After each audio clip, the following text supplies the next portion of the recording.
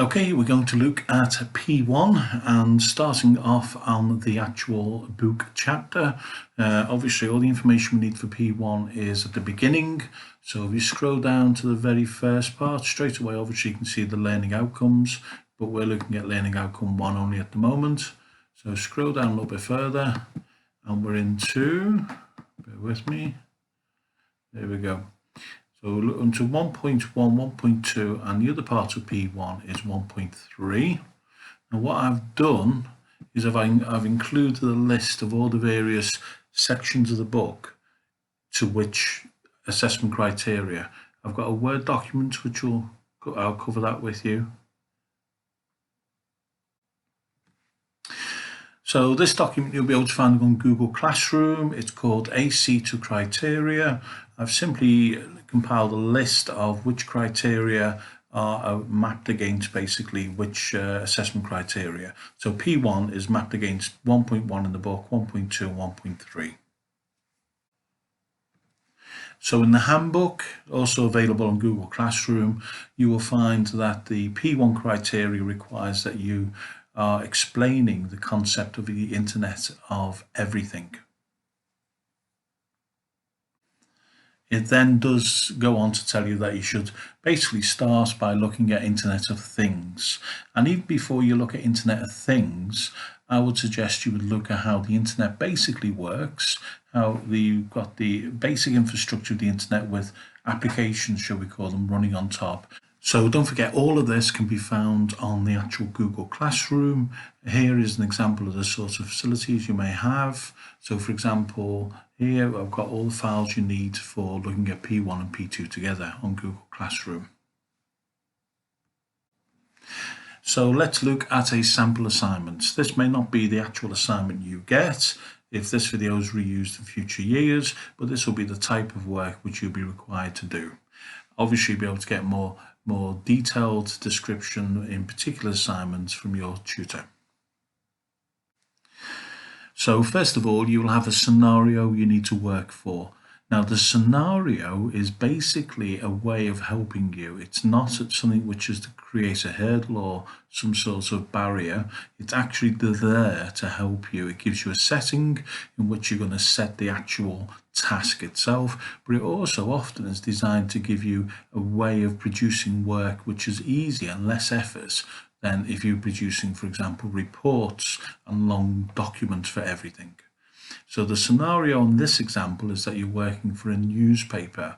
So therefore, you're going to be producing things like articles and leaflets and that sort of publication type, the layout. And those are very graphical and much easier for readers to understand using images as well as the written word. So on this assignment, task 1 is where you find P1. And P1 and P2 are actually the same task on this assignment, where you're going to create a leaflet, but that can be in the form of a PowerPoint presentation. It could be in the form of a published document from Publisher or from Word, using graphics, making life easy for yourself. The graphics, we will always assume, by the way, that they are not your own work. If you do produce your own graphics, obviously make sure it's clear that this is also your own work, so we can give you credit for that.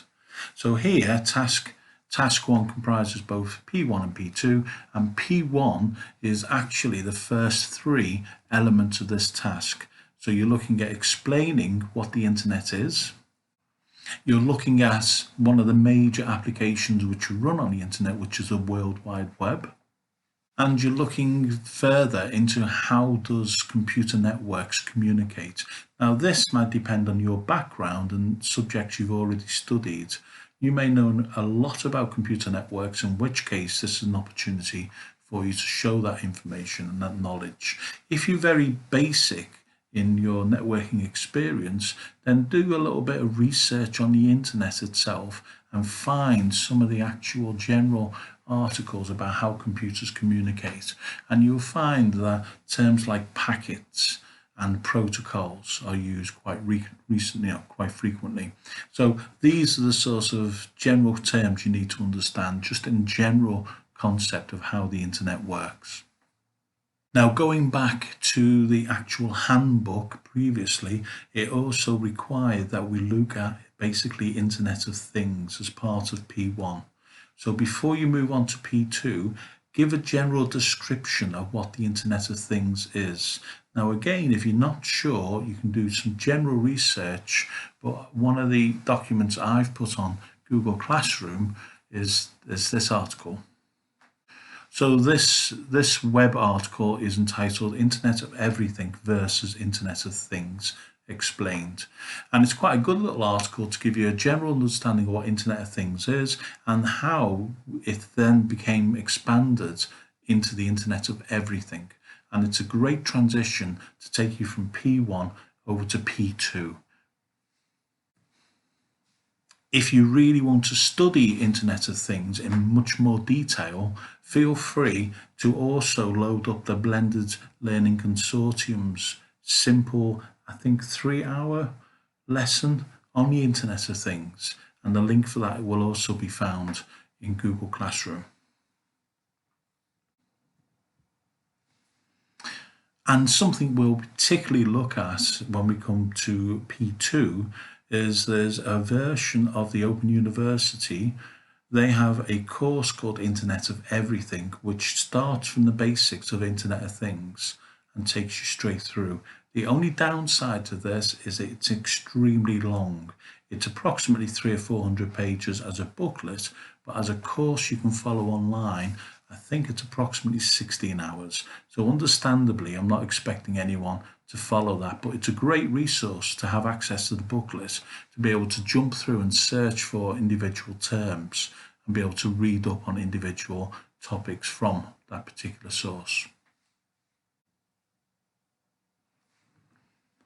So before we move on to P2, just a reminder, for the P1, you just need to take a simple introduction to the internet, build onto that an introduction to what is the World Wide Web, knowing that the World Wide Web is the largest application which is using the internet, and then just explain in simple terms or better a general introduction to how communication works between computers.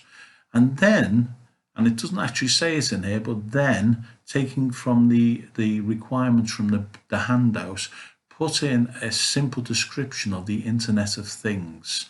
And remember, the Internet of Things, by some people, is often thought of as devices and communication within the scheme of Internet of Everything. So it's very much about the initial ideas of having smart fridges, of having smart thermostats within the home, and being able to get access to these devices electronically via the internet and other communication sources.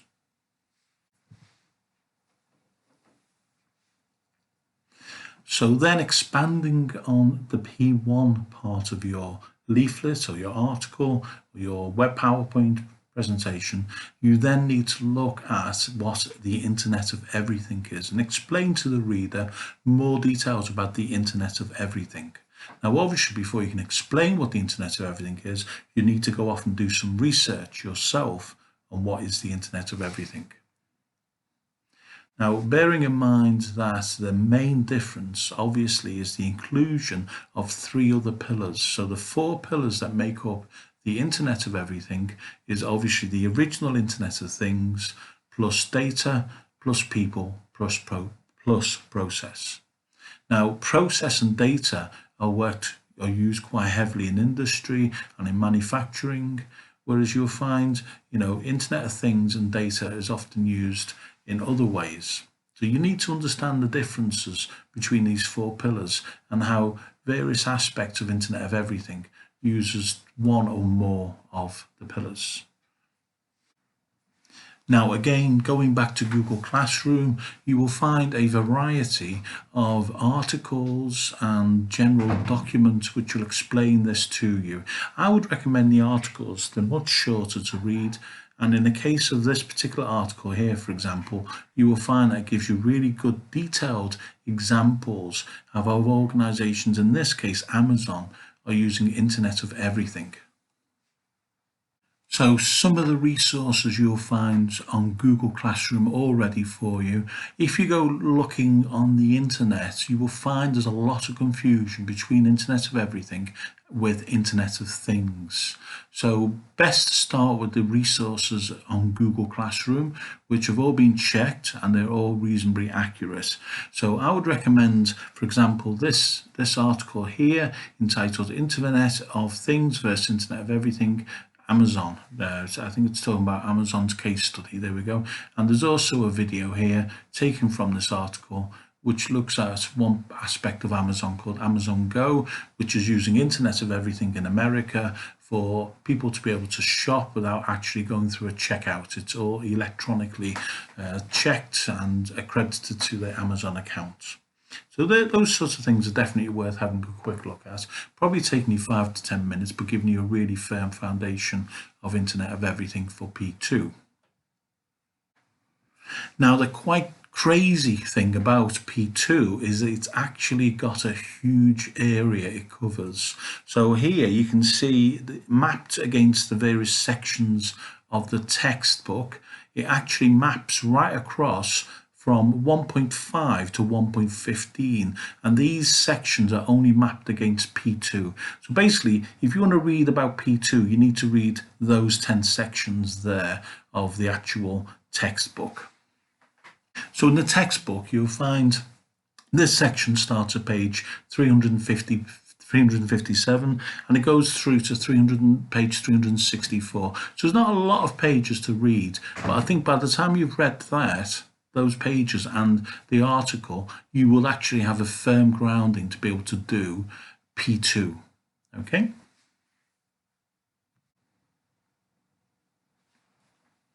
So on the assignments, this is the area which is covered by P2. So we're looking at what the Internet of Everything is. We're explaining the 4 pillars of the Internet of Everything. So we've already explained what the Internet of Things is anyway. So you can just take that as read, but then explain data, people, and process.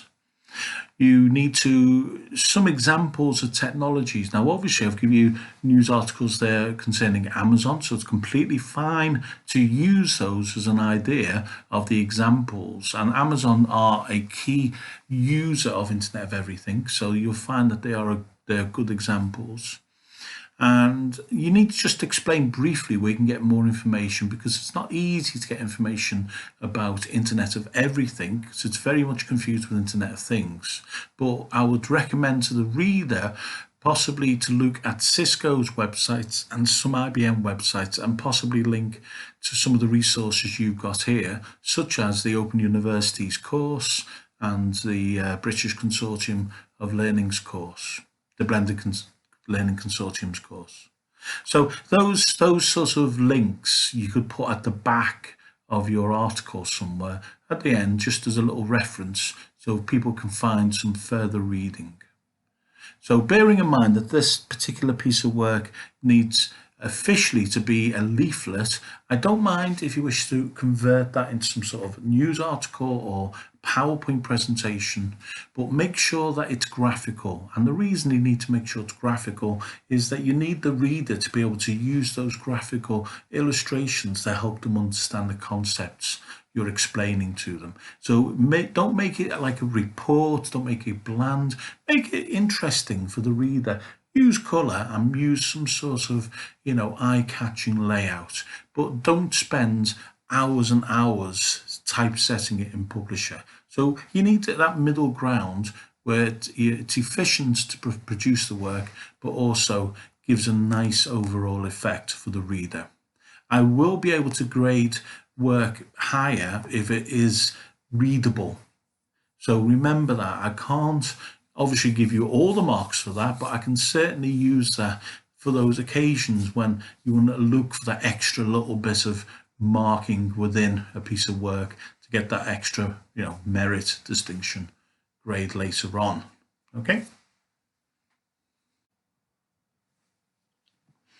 And a final thought is make sure that when you do upload your work, you upload it into, as a common format. So if it's a PowerPoint, load it as a PowerPoint. If it's a Word document, load it as a Word document. Don't upload your work as a, for example, a PDF if it was originally a PowerPoint. Don't convert it to images or anything like that. Just upload it as it was originally, and then all feedback will be saved for basically into your recording sheet for the OCR. Okay, and feedback might be provided using audio and such other things, depending on who's teaching you this particular unit. Final thought is, don't forget that P2 is also the starting point for both your Merit 1 and your Distinction 1, both of which you need to start from the P2 position and work forward. If you're creating some sort of structure for this, I would very strongly recommend whatever you use, say be it PowerPoint or Word, to start off by creating headings. So I, for example, would create headings such as, introduction to the internet, and then work through what is the World Wide Web, how do internet devices communicate, these sorts of headings, what is the Internet of Things, I think should be a heading about here, and then move on to what is the Internet of Everything, explain the 4 pillars of the Internet of Everything, or a heading which says something such as 4 pillars of Internet of Everything, some example technologies, and references, and that bit at the end will be references where people can find other information. There is no fixed word length or wordage for this task. I would certainly suggest that with the graphics incorporated, the 2 parts could easily span possibly 2 sides of a piece of A4.